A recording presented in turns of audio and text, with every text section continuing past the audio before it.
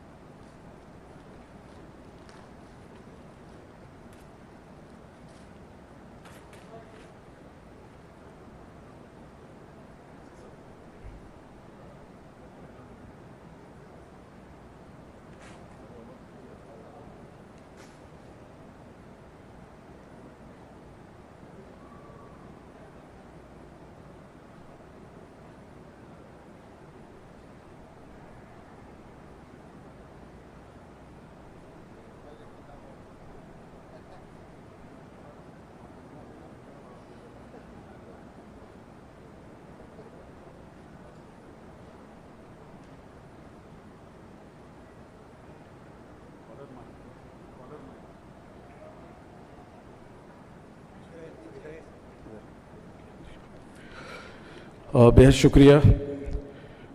انشاءاللہ یہ کتاب اسلاموفوبیا کے خلاف ایک اہم کردار ادا کرے گی۔ اسلام اور پیغمبر اسلام صلی اللہ علیہ وسلم کے بارے میں جو مسکنسیپشنز کریٹ کیے گئے ہیں اور کمیونٹیز کے درمیان فاصلہ پیدا کرنے کی کوشش کی گئی ہے، یہ کتاب اس کے درمیان بریجنگ گیپ کا کام کرے گی اور آپس میں عزت و احترام اور محبت کی راہ ہموار کرے گی۔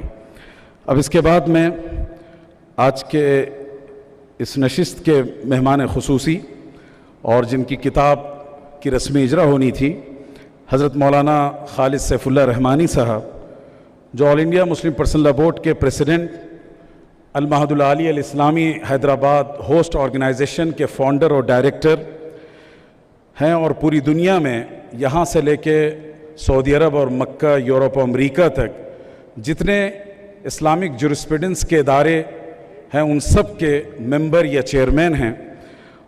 ان کو میں بصد ادب و احترام دعوت دیتا ہوں کہ وہ اپنا خطاب پیش کریں۔ محترم حضرت مولانا خالد سیف اللہ رحمانی صاحب۔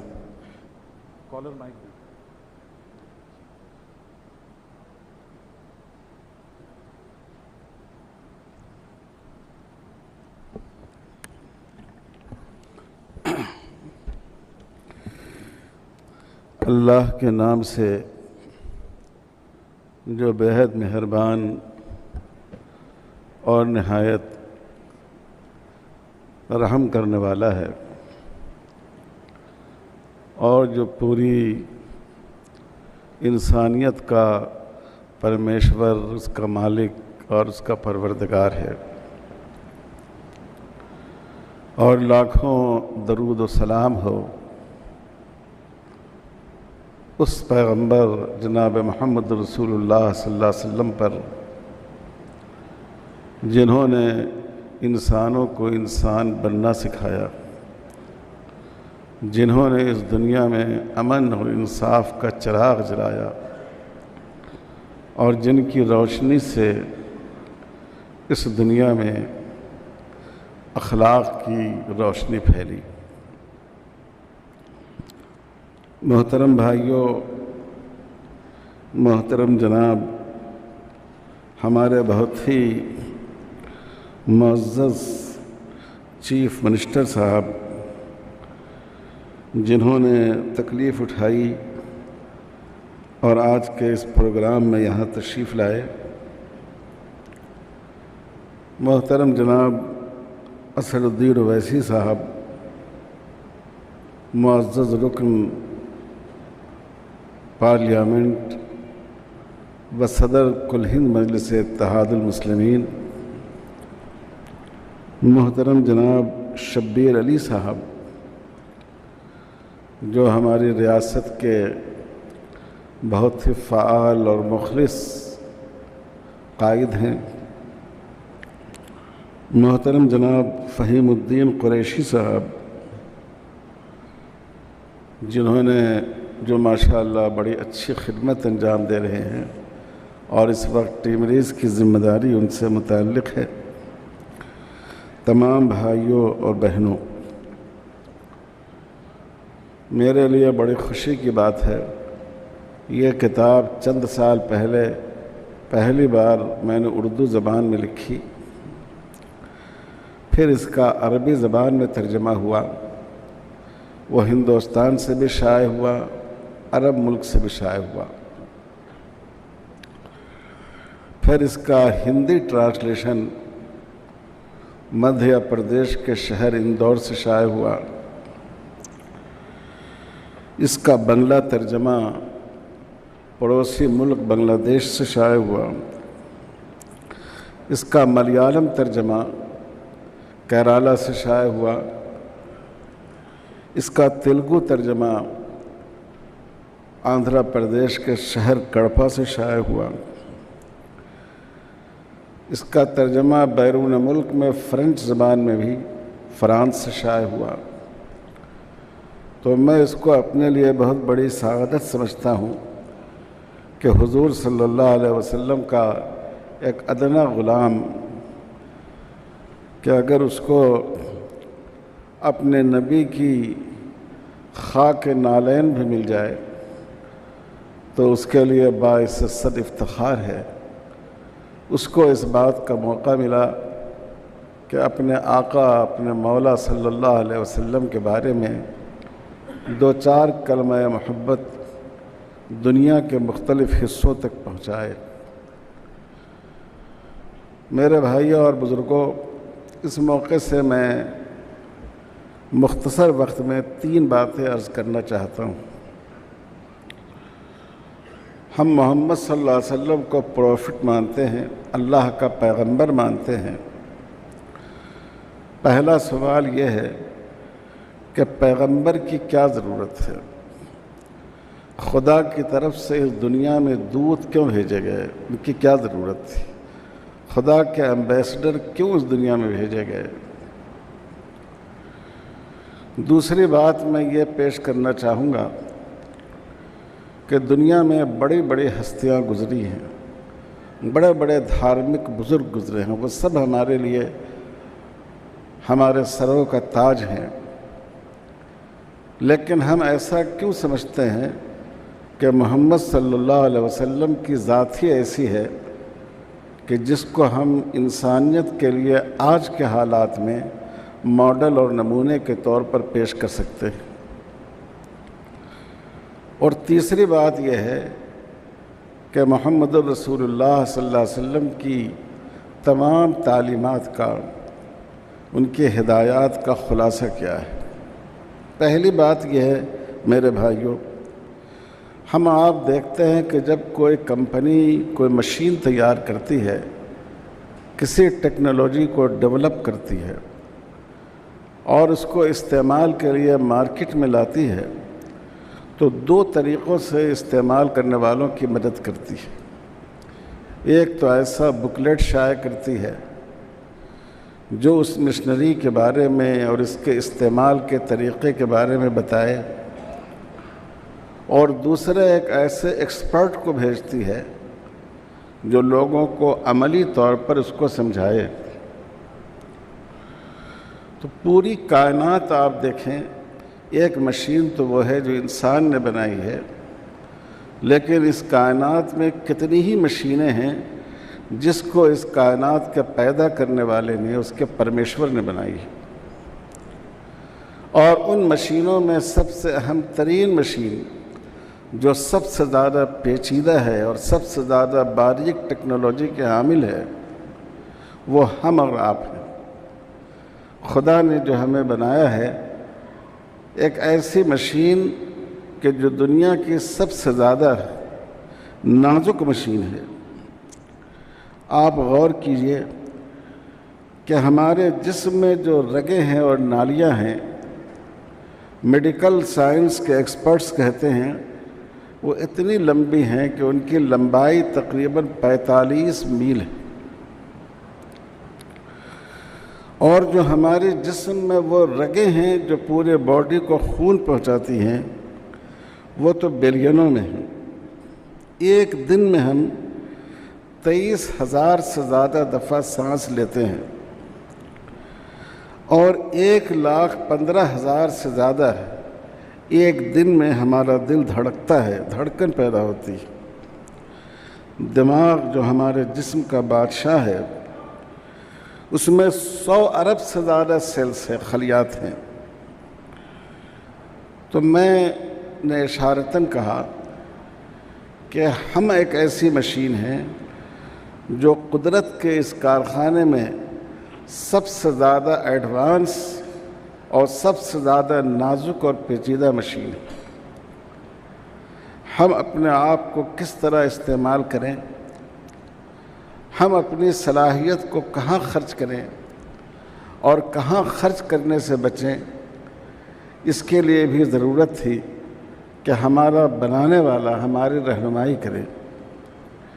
اس رہنمائی کے لیے اللہ تعالیٰ نے ایک طرف دھارمک پستکیں بھیجی، جتنی بھی دھارمک پستکیں ہیں وہ مانوتا کی، انسانیت کی، اخلاق کی تعلیم دیتی ہیں، اور دوسری طرف ضرورت تھی ایسی پرسنالٹیز کی، ایسی شخصیتوں کی کہ وہ ان کتابوں میں جو تعلیم ہے اس کی وہ عملی مثال ہو، جس کو ہم اپنے لیے ماڈل بنا سکیں۔ اسی لیے اللہ تعالیٰ نے ہمیشہ کتابیں بھی بھیجی انسانوں کی رہنمائی کے لیے، اور اس سلسلے کی آخری کتاب جناب محمد الرسول اللہ صلی اللہ علیہ وسلم پر اترنے والی کتاب قرآن مجید ہے، اور اپنے دوت بھی بھیجے، اپنے ایمبیسڈر بھی بھیجے، اور اس سلسلے کی آخری کڑی پیغمبر اسلام محمد الرسول اللہ صلی اللہ علیہ وسلم ہے۔ تو جو پیغمبر کی زندگی یہ صرف ایک نالج کی چیز نہیں ہے، بلکہ یہ ہماری ایک ضرورت ہے، اور زندگی گزارنے کا طریقہ ہمیں اس سے معلوم ہوتا ہے۔ دوسری بات یہ ہے کہ ہم یہ کیوں کہتے ہیں کہ پروفٹ محمد صلی اللہ علیہ وسلم کی زندگی ایسی ہے جس کو ہم سب کو ماڈل بنانا چاہیے، پوری انسانیت کو۔ اس سلسلے میں دو باتیں ہم ذہن میں رکھیں۔ ایک تو یہ ہے کہ آپ سے پہلے کی جو شخصیتیں آئیں یا جو دھارمک پستکیں آئیں، وہ دور ایسا تھا جو پتھروں کا دور تھا، جس میں لوگ لکھتے تھے اور بہت سی چیزوں میں لوگ ملاوٹ پیدا کر دیتے تھے۔ اسی لیے جو دھارمک کتابیں ہیں، کوئی بھی کتاب آپ قرآن مجید کے علاوہ دیکھ لیجئے، اس کے نسخے ایک دوسرے سے ملتے نہیں، کسی میں زیادہ ہے، کسی میں کم ہے۔ قرآن مجید ایک ایسی محفوظ کتاب ہے کہ آپ ہندوستان سے لے کر اور دنیا کے کسی کونے تک پہنچ جائیں اور کسی کے ہاں سے قرآن کا ایک نسخہ اٹھائیں، ان میں ایک لفظ کا اور ایک حرف کا فرق نہیں ہوگا۔ تو کتابیں بہت سی آئیں، لیکن یہی ایک ایسی کتاب ہے جس کے بارے میں ہم اطمینان کر سکتے ہیں کہ یہ جیسے اتاری گئی اسی طرح یہ محفوظ ہے۔ دوسری بات یہ ہے کہ ہم ایسی شخصیت کو ماڈل بنا سکتے ہیں جن کے طریقے پر عمل کرنا ہمارے لیے ممکن ہو۔ دنیا میں بہت سے بزرگ، رشی، منی، خدا کے نیک بندے آئے، وہ سب ہمارے لیے قابل احترام ہیں، لیکن محمد صلی اللہ علیہ وسلم کی زندگی کا ایسا نمونہ ہمارے سامنے ہے کہ جس میں ہم عمل کر سکتے ہیں۔ دیکھیے، ہم دریا پر چل نہیں سکتے ہیں، ہم فضاؤں میں اڑ نہیں سکتے ہیں، ہم اپنے ہاتھ میں پہاڑ رکھ کر ایک جگہ سے دوسری جگہ جا نہیں سکتے ہیں، ہم شیر کی اور درندوں کی سواری نہیں کر سکتے ہیں۔ جن بزرگوں کے بارے میں آیا ہے کہ انہوں نے ایسا کیا ہے، یہ ان کی بزرگی کی بات ہے، ان کی عظمت اور ان کا احترام ہمارے دل میں ہے، لیکن ہم خود اس کو فالو نہیں کر سکتے۔ محمد صلی اللہ علیہ وسلم کی زندگی ایسی ہے جس کو ہر انسان فالو کر سکتا ہے۔ اسی لیے اسلام نے پیغمبر محمد صلی اللہ علیہ وسلم کی زندگی کو ایسی بنا کر پیش نہیں کیا جو ہماری سوچ کے دائرے سے باہر ہو۔ جیسے ہم کو چلنے کے لیے سواری کی ضرورت پڑتی ہے، آپ نے سواری کا استعمال کیا۔ جیسے ہم کو دریا پار کرنے کے لیے کشتی کی ضرورت پڑتی ہے، آپ نے کشتی کا استعمال کیا۔ جیسے ہم کو فاقوں کی اور بھوکے رہنے کی نوبت آتی ہے، آپ فاقوں سے گزرے، آپ نے فتح بھی حاصل کی، اور بعض دفعہ آپ کو ہار سے بھی دوچار ہونا پڑا، تاکہ انسان ہر حال میں آپ کی زندگی کو اپنے لیے نمونہ بنا سکے۔ آپ نے حکومت بھی کی اور آپ نے محکومیت کی زندگی بھی بسر کی۔ آپ کی بیویاں بھی ہیں، آپ کے بچے بھی ہیں، یعنی ایک ایسا نمونہ ہے آپ کی زندگی کا کہ ہر انسان اس کو دیکھ کر اپنی زندگی کا راستہ متعین کر سکتا ہے، اور ایسا عمل ہے آپ کا جو ہر ایک کے لیے اس کو فالو کرنا اس کے لیے ممکن ہے۔ اس لیے ہم کہتے ہیں کہ محمد صلی اللہ علیہ وسلم کی زندگی انسانیت کے لیے ایک بہترین ماڈل ہے، اور محمد صلی اللہ علیہ وسلم کی شان یہ ہے کہ مصدقا لما بین یدیہ، آپ نے جو پچھلے بزرگ آئے، نیک لوگ دنیا میں آئے، آپ نے ان کی بھی تصدیق کی۔ تیسرا نقطہ جو میں بیان کرنا چاہتا ہوں وہ یہ کہ پیغمبر اسلام محمد صلی اللہ علیہ وسلم کی تعلیمات کا خلاصہ کیا ہے۔ آپ کی تمام تعلیمات کا خلاصہ دو باتیں ہیں جن کو آپ نے اپنی آخری اسپیچ میں بیان فرمایا۔ آپ نے فرمایا ان الہکم واحد و ان اباکم واحد، یاد رکھو تم سب ایک ہی خدا کے بندے ہو اور تم سب ایک ہی باپ کی اولاد ہو۔ ایسا نہیں ہے کہ تم میں سے کوئی ایشور کے سر سے پیدا ہو گیا، کوئی بازو سے پیدا ہو گیا، کوئی پاؤں سے پیدا ہو گیا، نہیں، تم سب کو اللہ تعالیٰ نے ایک ہی ماں باپ سے پیدا فرمایا ہے۔ یہ چیز برابری کا تصور دیتی ہے، اسی لیے اسلام نے ذات پات کا تصور کو ختم کیا، اور اس سے بڑی مثال کیا ہوگی کہ آپ صلی اللہ علیہ وسلم نے اپنی بہن کا نکاح حضرت زید بن حارثہ رضی اللہ تعالیٰ عنہ سے، جو غلام تھے اور عربی بھی نہیں تھے، جو عرب نہیں ہوتے تھے ان کو عرب بہت حقارت کی نظر سے دیکھتے تھے، آپ نے اپنی پھوپھیزاد بہن کو ان کے نکاح میں دیا۔ آپ نے عورت کو عزت دی۔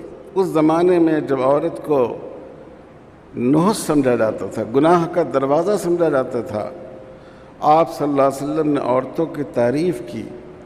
عورت کا پہلا روپ ماں کا ہوتا ہے۔ آپ نے فرمایا کہ ماں کے قدموں کے نیچے جنت ہے۔ ایک صاحب حج کے لیے جا رہے تھے، آپ نے پوچھا تمہارے ماں باپ زندہ ہیں؟ کہا زندہ ہیں۔ کہا تم اپنے ماں باپ کی خدمت کرو۔ اتنی زیادہ ماں کو اہمیت دی گئی۔ آپ نے بیوی کے بارے میں فرمایا کہ وہ تمہارے لیے کسوٹی ہے، اگر تمہارے اخلاق اپنی بیوی کے ساتھ اچھے ہوں تو تم اچھے ہو، اور تم لاکھ اچھے عمل کرو، صدقہ خیرات کرو، دوستوں کے ساتھ اچھے سے پیش آؤ، لیکن اگر تمہارا سلوک اپنی بیوی کے ساتھ اچھے نہیں ہیں تو تم اچھے نہیں۔ ان احسنکم احسنکم خلقا وان احسنکم خلقا احسنکم لاہلہ۔ آپ صلی اللہ علیہ وسلم نے غیر مسلم بھائیوں کے بارے میں، اس زمانے میں ایک مذہب کے لوگ دوسرے مذہب کے لوگوں کو گوارا نہیں کرتے تھے۔ وہ غیر مسلم بھائی جن کے ساتھ ہم رہتے ہیں، آپ نے فرمایا دماؤہم کا دمائنا واموالہم کا اموالنا واعراضہم کا اعراضنا، ان کی خون، ان کی جان ہماری جان کی طرح ہے، ان کا مال ہمارے مال کی طرح ہے، اور ان کی عزت و آبرو ہماری عزت و آبرو کی طرح ہے۔ اسی لیے اسلام میں اگر کوئی مسلمان اپنے کسی غیر مسلم بھائی کا خدا نخواستہ مرڈر کر دے، اس کی وہی سزا ہے جو کسی مسلمان کو قتل کرنے کی ہے۔ اگر اپنی کسی غیر مسلم بہن کی عزت سے کھلواڑ کرے تو اس کی وہی سزا ہے جو سزا ایک مسلمان عورت کے ساتھ زیادتی کی۔ اور آپ نے یہ بھی فرمایا کہ اپنے غیر مسلم بھائیوں کے مذہبی جذبات کا بھی خیال رکھو۔ دیکھیے، اسلام ایک خدا کا قائل ہے۔ اسلام کی نظر میں کوئی مخلوق خدا نہیں ہو سکتی، یہاں تک کہ اللہ کے نبیوں اور رسولوں کو خدا کا درجہ نہیں دیا گیا۔ لیکن آپ قرآن مجید نے کہا کہ اگر معاشرے میں کچھ لوگ وہ ہیں جو دوسری چیزوں کو خدا مانتے ہیں تو ضروری ہے کہ تم ان کے جذبات کا خیال رکھو۔ وَلَا تَسُبُّوا الَّذِينَ يَدْعُونَ مِن دُونِ اللَّهِ، دوسرے لوگ اللہ کے سوا جن چیزوں کی عبادت کرتے ہیں، تمہارے لیے جائز نہیں ہے کہ تم ان چیزوں کو برا بھلا کہہ کر اور تم ان کا دل دکھاؤ۔ یہاں تک کہ آپ نے جانوروں کے حقوق بیان کیے، آپ نے جانور کے ساتھ اچھے سلوک کا حکم دیا۔ آپ نے فرمایا جو جانور کو چارہ نہیں کھلا سکے اس کو اس جانور کے اپنے پاس رکھنے کا حق نہیں ہے۔ آپ نے جانور کے چہرے پر مارنے سے منع فرمایا۔ آپ صلی اللہ علیہ وسلم نے فرمایا کہ جانور کو اسٹیج نہ بناؤ۔ لوگ اونٹنی کو کھڑا کر کے اور اس پر کھڑے ہو کر اسپیچ دیتے تھے، آپ نے فرمایا کہ جانور کو اسٹیج نہ بناؤ۔ تو آپ کی ذات رحمت تھی پوری انسانیت کے لیے، رحمت تھی عورتوں کے لیے، رحمت تھی غلاموں کے لیے، رحمت تھی ان لوگوں کے لیے بھی جو ایمان نہیں لائے، رحمت تھی جانوروں کے لیے بھی، رحمت تھی پودوں کے لیے بھی۔ آپ نے کسی پودے کو جلانے سے منع فرمایا، آپ نے کسی زندہ پودے کو اکھاڑنے سے منع فرمایا۔ آپ نے فرمایا کہ اگر تمہارے ہاتھ میں ایک پودا ہو اور تم کو یقین ہو کہ آج ہی شام میں قیامت آ جائے گی، تب بھی اس پودے کو زمین میں لگا دو۔ تو یہ حضور صلی اللہ علیہ وسلم کی ذات ہے۔ یہ جو مختصر سی معمولی سی ایک کتاب ہم نے اپنی حیثیت کے لحاظ سے لکھی ہے، یہ اس لیے ہم نے اس کتاب کو آپ حضرات کی خدمت میں پیش کیا ہے کہ آج کل جو غلط فہمیاں پیدا کی جا رہی ہیں اس کے مقابلے میں لوگ سچائی سے واقف ہوں اور رسول اللہ صلی اللہ علیہ وسلم کی شخصیت کو پہچانیں۔ اللہ کرے اللہ تعالیٰ اس ملک میں ہم سب کے درمیان الفت، محبت، پریم، پیار، ایک دوسرے کی قدردانی، ایک دوسرے کی دھارمک شخصیتوں کا احترام، ایک دوسرے کی دھارمک پستکوں کا لحاظ اور ایک دوسرے کے ساتھ اچھے سلوک کی توفیق عطا فرمائے۔ میں اپنے ان تمام بزرگوں کا اور آپ سب حضرات کا بہت شکر گزار ہوں کہ آپ اس چھوٹے اور کھوٹے کی عزت افزائی کے لیے یہاں تشریف لائے۔ والسلام علیکم ورحمۃ اللہ وبرکاتہ۔ Thanks for watching. Don't forget to like, comment, share and subscribe to